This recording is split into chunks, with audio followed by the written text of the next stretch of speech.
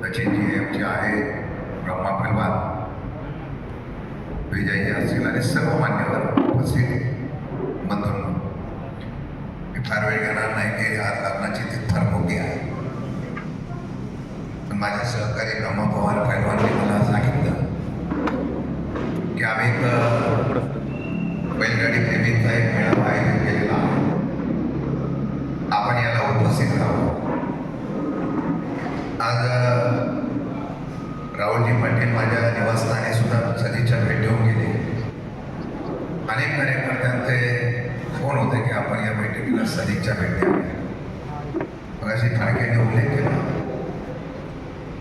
खरं म्हणलं तर अनेक देशामधल्या अनेक राज्यामध्ये वेगवेगळ्या प्रकारच्या स्पर्धा होतात.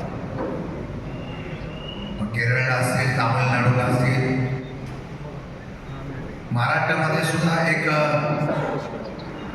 बैलगाडी शर्यतीचा एक वेगळ्या प्रकारचे क्रेज आणि बैलगाडी शर्यतीचा एक वेगळ्या प्रकारचा भलई निर्माण झाला. तरुणामध्ये एक वेगळ्या प्रकारची क्रेज निर्माण झाली. हिंद केसरी, महाराष्ट्र केसरी अशा वेगवेगळ्या प्रकारच्या स्पर्धा सांध्यापासून बांध्यापर्यंत व्हायला लागल्या.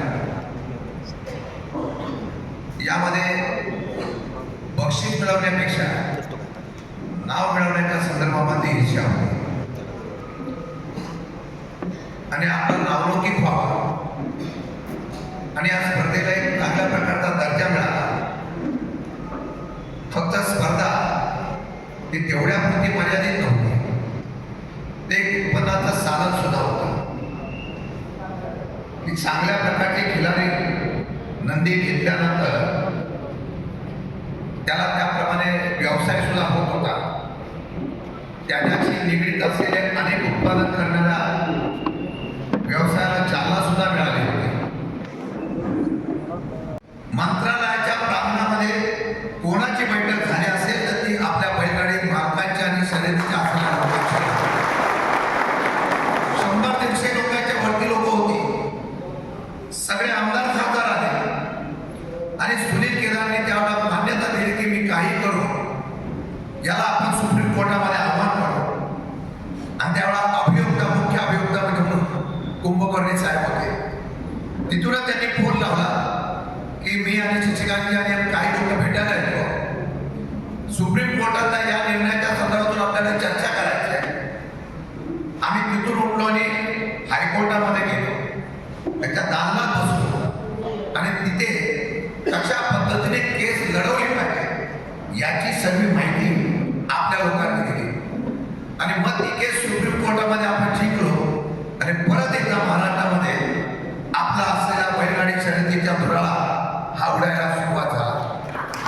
मला वाटतं ते झाल्यानंतर आमचा एक काम कार्यक्रम होता. कुमट्याला सुनील केदारांचा मोठा मेळावा घ्यायचा आणि त्याचा सत्कार आयोजित करायचा आम्ही ठरवलं होतं. आणि त्यावेळेला 2 दिवसाचं या असलेल्या कार्यक्रमातून, या असलेल्या याच्यातून फार मोठं प्रदर्शन ठरवण्याच्या बाबतीमधला मनोदय सुद्धा आम्ही व्यक्त केला होता.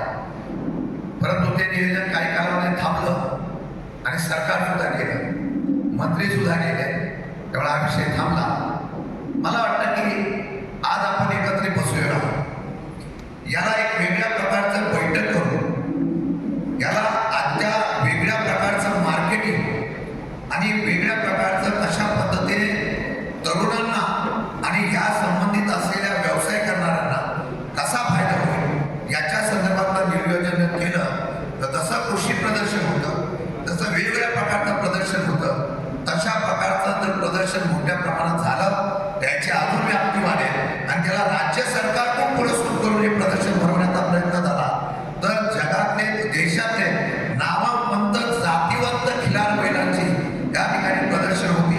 उत्पादनाच्या बाबतीमध्ये काय काय करते याचं प्रदर्शन होईल आणि राज्य सरकारच्या वतीने जसं हिंद केसरी, महाराष्ट्र केसरी होतं, जसं कुस्तीचा संग्राम राज्य सरकारच्या पुरस्कृत होतं, तसं राहुलजी आणि ब्रह्माजी आपल्या सर्वांना सांगतो राज्य सरकारच्या वतीने सुद्धा अशा प्रकारची केसरी निर्माण करण्याचा प्रयत्न करणं म्हणजे त्याला एक वेगळ्या प्रकारचा क्षेत्राला एक वेगळ्या प्रकारची चालना देऊन जागतिक स्तरावर नेण्याचा प्रयत्न कसा होईल हे करणं फार गरजेचं आहे. आणि कशा पद्धतीचं नियोजन एक प्लॅनिंग आपण करण्याच्या बाबतीमधला निर्णय करणं गरजेचं आहे. आपण त्यासाठी स्वतंत्र बसू. मला माहिती आहे आता यामध्ये सुद्धा आपल्यामध्ये थोडा संभ्रमावस्था निर्माण झालेली आहे. त्याच्यामधल्या ज्या काही शंका कुशंका आहेत त्या आपण त्या पद्धतीने दूर करण्याचा प्रयत्न करू. आज गडबड आहे, परत ज्यावेळेला आपण बसू त्यावेळेला फार नियोजन पद्धतीने या असलेल्या बैलगाडी शर्यतीला एक वेगळ्या प्रकारचा पर्यटन दर्जा देऊन या देशाच्या आपण बघितलं असेल काही ठिकाणी केरळला तामिळनाडूला या स्पर्धा होतात, जगातून लोक बघायला येतात. तशा पद्धतीने महाराष्ट्रातला अनेक अशा प्रकारची बैलं आहेत की जी स्पर्धेमध्ये चांगल्या प्रकारची स्पर्धा करतात. यूट्यूबला फार मोठी लाईक असतात.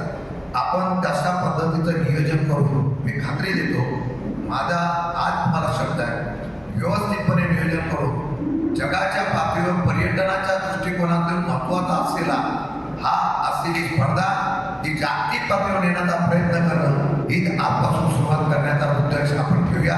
आपण परत एकदा बसू, त्याचं नियोजन करू आणि तशा नियोजनाला राज्य सरकारकडून प्रस्तुत करण्याचा प्रयत्न करू आणि आपल्या संदर्भातल्या ज्या काही प्रश्न आहेत ते सोडवण्यासाठी 100% प्रयत्न करू.